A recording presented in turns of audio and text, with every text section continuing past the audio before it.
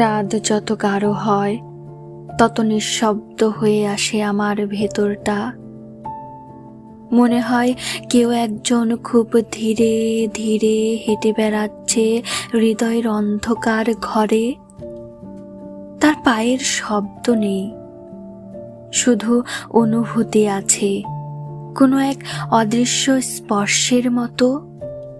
জানালার ফাঁকে ফাঁকে চাঁদের আলো যখন ঢুকে পড়ে সাদা পর্দার কোণে, তখন মনে হয় এই পৃথিবীর সব আলো যেন এক মুহূর্তে মুখ থুবড়ে পড়ে গেছে আমার নিঃস্ব ভাবনার সামনে। এই নীরবতা এত শান্ত কেন?